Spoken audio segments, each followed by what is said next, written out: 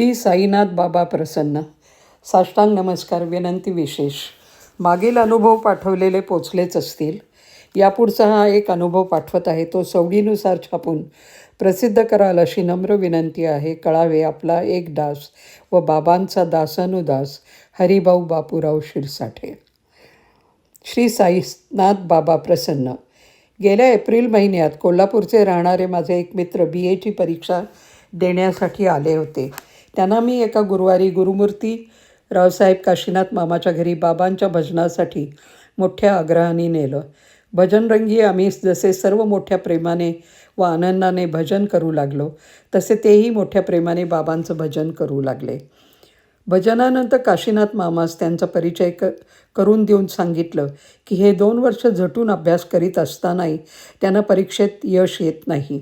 यावेळी मामा काही बोलले नाहीत. नंतर 2 दिवसांनी बाळोबाच्या घरी वसंतपूजा असताना ते पुन्हा भजनाला आले. त्यावेळी त्यांची भक्ती पाहून सावित्रीबाई तेंडुलकरांनी आपल्या मुलाला उद्देशून म्हटलेले पद, कृपा करेल व तुझवरी हरी इत्यादी मामानी म्हणून त्यांच्या डोक्यावर हात ठेवून बाबा तुला पूर्ण यश देतील, काळजी करू नको असे सांगून बाबांची एक लहान छबी व उदी देऊन सांगितलं की पेपर हातात पडल्याबरोबर बाबांच्या छबीचं दर्शन घेऊन उदी लावून मग पेपर लिहायला लागावं. एका पेपराचे वेळी ते तसे करण्यास विसरले. पेपर लिहू लागले तो त्यांना काही न सुचून सर्व विचारांचा गोंधळ उडाला. ताबडतोब त्यांनी बाबांचं दर्शन घेऊन उदी लावून पेपर लिहिण्याला सुरुवात केली. तो पेपर हिस्ट्री ऑनर्सचा होता. मोठ्या आनंदाची गोष्ट ही की माझे मित्र मिस्टर दळवी यांची परीक्षा ऑनर्समध्ये उत्तीर्ण झाली. तेव्हापासून ते बाबांची मनापासून भक्ती करू लागले आहेत.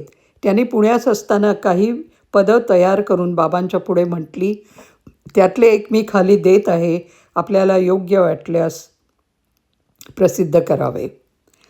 भवतापे जीवहा श्रमला घ्या पदरी साई मजला, षड्रिपू छळती मज अति नाही त्या भीती, न कथवे मजला म्हणून या लागे पायाला, ध्यान मार्गी आड हे मांग पाजती भांग कोळुनी, विषयाला निशा उतरा देऊनी तीर्थाला, काय सांगू निशेची नवलाई स्वरूप भान जाई, भ्रमाचा घाला ज्ञानवल्ली योग्य विकाराला, भवव्याधी सोसू किती सांगा दाह होत अंगा, कंठ दाटला काही उपाय सांगा मजला. शिर्डीहून माधवराव बळवंतराव देशपांडे यांचे श्री हरी सीताराम दीक्षित यांना आलेल्या 17/9/10 पत्रातील उतारा. श्री समर्थ शरीराने खुशाल आहेत, परंतु परवाच्या दिवशी 3 प्रहरच्या सुमाराला विस्तवावर हात ठेवला. त्या योगाने हात सुजून हाताला फाफरं पडलंय. दररोज मलम लावीत असतात. त्यांची लीला ते जाणत बाकी आपण असताना होत होता तसा आनंद चालू आहे. तारीख 8/10/1910 पत्रातील उतारा. काल रोजी म्हणजे 7 तारीख शुक्रवारी गणुदासाची बायको ताई हिने आपले वाड्याजवळील आडात उडी घातली होती. आडाला पाणी 3-4 पुरुष होतं, परंतु काही लागलं नाही. लागलेच मनुष्य उतरून तिला बाहेर काढलं. पुष्कळ लोक जमले होते, बिलकुल लागलं नाही. 30/10/1910 पत्रातील उतारा. विशेष इकडेल मजकूर की श्री समर्थांची प्रकृती चांगली आहे. हात जळलेला अद्याप पावे तो तसाच्या तसाच आहे. थोडी सूज उतरली आहे. औषध दुसरे कोणास लावू देत नाहीत. आपण स्वतः औषध लावित असतात. त्यांची लीला ते जाणवत. तारीख 9/11/1910 पत्रातील उतारा. दररोज आरतीच्या वेळेला मोरचेल, चवरी, बंदुकीचे वार वगैरे थाटाने चालू आहेत. तसेच रात्री चावडीत जायच्या वेळेला भालदार चोपदारांची चवरी, मोरचेल वगैरेची सुरुवात परवाच्या दिवसापासून झाली आहे. आनंदात असतात. रावसाहेब नीळकंठराव उर्फ बाबासाहेब सहस्त्रबुद्धे यांनी 12/3/11 रोजी शिर्डीहून रावसाहेब काकासाहेबांना लिहिलेल्या इंग्रजी पत्राचा अनुवाद. शिर्डीहून जाण्याची परवानगी अद्याप मला का मिळत नाही हे कोडे आत्ता मला उलगडले.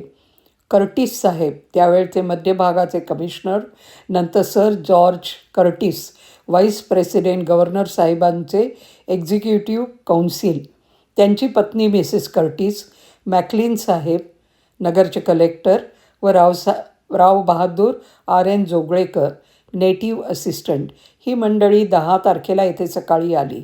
या मंडळींच्या आगमनाची आगाऊ वर्दी मुळीच नव्हती. कदाचित त्यांचा हेतू आम्ही येथे राजकीय बाबतीत लुडबुडतो की काय हे पाहण्याची असेल.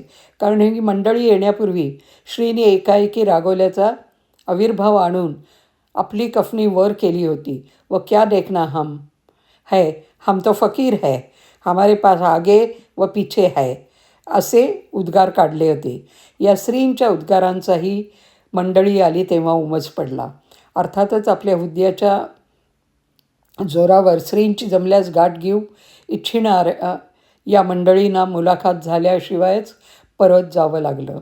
ही मंडळी आली त्यावेळी मी बाळासाहेब भाटे यांच्याकडे होतो. चावडीत येऊन भेटण्याविषयी जोगळेकरांचा बाळासाहेबांना निरोप आला, परंतु बाळासाहेबांनी तिकडे दुर्लक्ष केलं. तथापि माझ्या बोलवण्यावरून जोगळेकरच आम्हाला भेटण्यास बाळासाहेबांच्या घरी आले व नंतर आम्ही सर्वजण चावडीत गेलो. कर्टिस साहेबांनी व मॅकलिन साहेबांनी मला बरेचसे प्रश्न विचारले. त्याचे जवाब इतके समाधानकारक दिले गेले की जाताना श्रींना देण्यासाठी माझ्याजवळ दोघा साहेबांनी प्रत्येकी ₹5, जोगळेकरांनी ₹2 मिळून ₹12 दिले. प्रथम श्रीनी दक्षिणा घेण्याचे नाकारले व घेतली तेव्हा जवळ बसलेल्या एका गरिबाला देऊन टाकली. त्याच संध्याकाळी रावसाहेब जोगळेकरांना मी एक लांबलचक पत्र लिहिलं व आता मला कमिशनरच्या ऑफिसातील एका कारकुनाकडून असे कळले की ते पत्र मिसेस कर्टिसच्या त्यांना फारच चित्ताकर्षक वाटले व त्यांनी ते ठेवून घेतलं. आज मी जोगळेकरांना आणखी एक पत्र मिसेस कर्टिसना दाखवण्यासाठी पाठवत आहे. ही पत्र बाळासाहेब भाट्यांना दाखवली होती व श्रींच्या परवानगीने पाठवली. एकंदर सर्व प्रकार फार समाधानकारक झाला. येथे काय मिळू शकते व ते कसे मिळवायचे हे आता त्या साहेबांना व बाईंना कळलं आहे. आज सकाळी दुसरं पत्र पाठवण्याविषयी परवानगी विचारण्यास मी श्रीकडे गेलो होतो. श्रींनी माझ्या मस्तकावर आपला हात ठेवून मला विशिष्ट आशीर्वाद दिला. वरील पत्रासंबंधी आम्हाला बाबासाहेबांकडून खालीलप्रमाणे जास्त माहिती मिळाली. ही सर्व मंडळी महाराज निजत असत त्या चावडीत उतरली होती. मंडळी आली त्यावेळी महाराजांचे तोंड धुणं चाललं होतं. तोंड धुणं संपल्यावर नित्य क्रमाप्रमाणे महाराज भिक्षेला निघाले. चावडीपुढे स्वारी आली त्यावेळेला मिसेस कर्टिस चावडीतून खाली आल्या व आदराने महाराजांजवळ येऊन आपल्या धर्मसंप्रदायाप्रमाणे दोन्ही हात क्रिसाच्या चिन्हाप्रमाणे पुढे करून म्हणाल्या की आपके साथ कुछ बात करने की है. तेव्हा आधा घंटा ठेर जाओ असा महाराजांनी जवाब दिला. भिक्षेहून महाराज चावडीवरून परत जाताना मिसेस कर्टिसने वरीलप्रमाणे येऊन परत पुन्हा विचारलं. 1 घंटा ठेर जाओ असं महाराज उद्गारले. ती वेळ न्याहारीची होती. त्या मंडळींना जास्ती सवड नसल्यामुळे भेट न होता त्यांना जावं लागलं. वरील ₹12 जेव्हा बाबासाहेबांनी महाराजांपुढे केले त्यावेळी महाराज म्हणाले की साहेबांची दक्षिणा ₹30 आहे. साहेबांकडून बाबासाहेबांना फक्त 10च मिळाले होते, त्यामुळे ते बुचकळ्यात पडले. महाराजांचे बोल वृथा नसायचे ही त्यांच्या मनाची खात्री. शेवटी तपासाअंती असं कळलं की कर्टिस साहेबांनी महाराजांना देण्याकरता प्रथम ₹2च काढले. त्यावर कर्टिसबाईंनी तुमच्या योग्यतेप्रमाणे तुम्ही निदान ₹25 दिले पाहिजेत असं म्हटलं. तेव्हा हे 25 व मॅकमिलन साहेबांचे 5 मिळून ₹30 झाले व चावडीत याप्रमाणे भाषा झाल्याची महाराजांनी ही खूण दिली.